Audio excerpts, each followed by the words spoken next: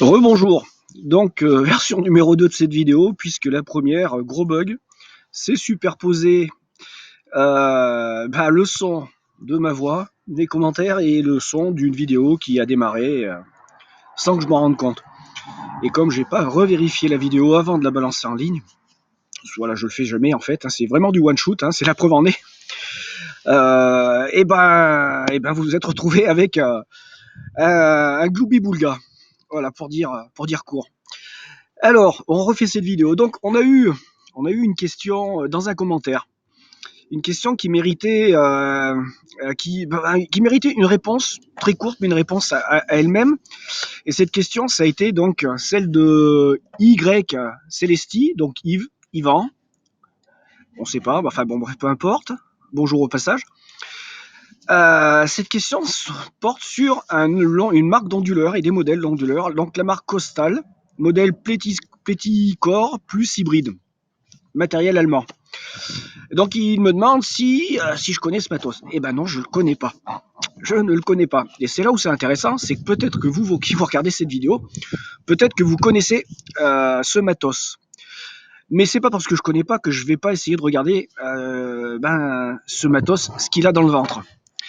Alors on va aller ouvrir rapidement quelques liens. Donc premier lien, on tombe sur le site Alma Solar qui vend ce matériel. Donc on voit la gamme de prix. Et donc si on va sur la marque onduleur Costal, on verra qu'il y a plusieurs niveaux de puissance dans des prix différents. Ça c'est un premier point. Il est distribué en France. Second point important, lorsqu'on arrive rapidement sur cette description, on voit qu'il y a une connectivité et une supervision Internet. C'est pas négligeable. Oula, je vais me déplacer, il y a du vent. J'ai peur que ça vienne foutre le bazar au niveau du son. Hein. Donc on va se remettre à l'intérieur. Hein, on va pas prendre le risque de foirer une deuxième vidéo quand même. Allez, on revient à l'intérieur. C'est dommage, par moment il y a un beau soleil. Deuxième information importante, gestion batterie intégrée haute tension. Voilà, on est en fait sur des profils de stockage d'énergie, non plus sur des batteries type 12 jusqu'à 48 volts. On est sur des batteries qui ont une plage de tension beaucoup plus haute. Donc on rentre déjà dans un cas de figure très particulier. Et ensuite, chose importante, ce sont des onduleurs triphasés. Voilà. Donc ce sont des onduleurs triphasés. Donc déjà ça restreint le truc, mais en fait aussi ça donne une possibilité supplémentaire puisque des onduleurs monophasés, on en connaît pas mal maintenant. Et là, si vous avez du triphasé, l'absolue nécessité d'avoir du triphasé chez vous, parce que vous avez peut-être quelques machines à puissance modérée, puisque fournir de la puissance pour des machines, outils ou des moteurs triphasés qui vont développer des 2, 3, voire plus de kilowatts, vous vous rendez bien compte que avec le photovoltaïque, il va vous falloir un beau champ de panneaux solaires.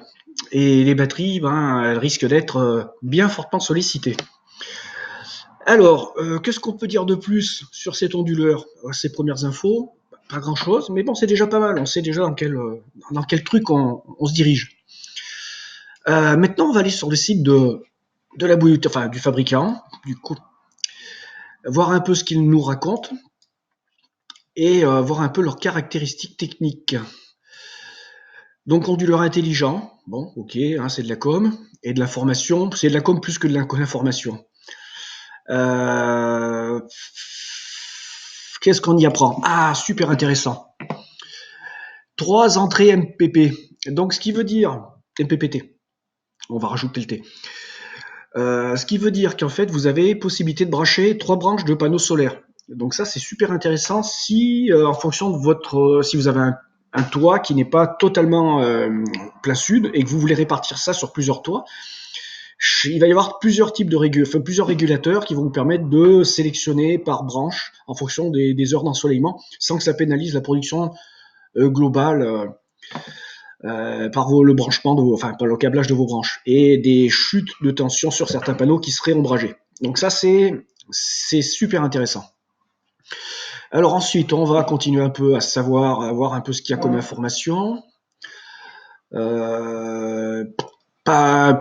C'est du...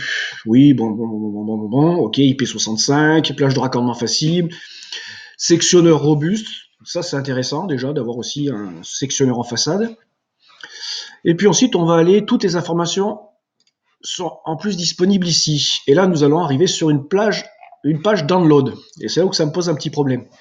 Puisque là, vous avez également un lien vers le téléchargement. On va cliquer dessus.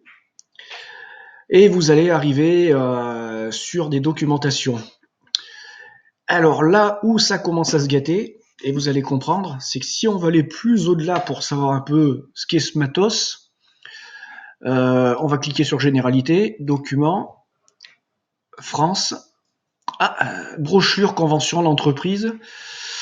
Alors, je dois vous dire que pour aller chercher de l'information sur le site, c'est assez compliqué parce qu'on va se retrouver très souvent confronté à des liens qui vont être qui vont être en allemand. Là, ça n'a pas été le cas, mais je vais cliquer sur brochure. Voilà, on tombe exactement brochure société. Vous voyez, en fait, la navigation sur site est pas mal foutue, mais il y a certainement beaucoup de choses dedans et donc il y a besoin d'aller gratter vraiment très en profondeur pour savoir où trouver nos petits. Et en l'occurrence, moi, ce que je voulais, c'est trouver les documentations techniques de cet onduleur. Et là, vous voyez qu'en fait, je balade, mais je tombe pas exactement sur les infos que je recherchais. Alors, la solution va peut-être être celle-ci, télécharger. Et là, en fait, on voit que sur le site Alma, on va tomber sur les documentations concernant les normes électriques VDE propres aux onduleurs qui normalement font de la réinjection. VDE 126. Alors, continuons. Alors, c'est un onduleur qui ne fait pas de réinjection apparemment, hein, très important aussi de le signaler. Donc, voilà, j'ai dit tout ce que je pouvais dire en regardant très rapidement ce matos. Maintenant, ça va être à vous de jouer. Si vous connaissez ce matos, si vous l'avez vu tourner, si vous avez eu accès à ces docs, si vous avez gratté, si vous l'avez, en fait, ça va être à vous maintenant d'aider Y Célestie pour voir un peu. Puis bon, hein, donc les commentaires, pouvoir éventuellement en contact direct, hein, si vous voulez. Mais moi, j'ai absolument aucun recul sur ce matos. Comme beaucoup de matériel, pour en avoir une idée très précise de ces possibilités, il faut vraiment lire complètement la documentation technique avec les paramètres. Ce sont les paramètres qui vont vous dire exactement ce que peut faire l'appareil.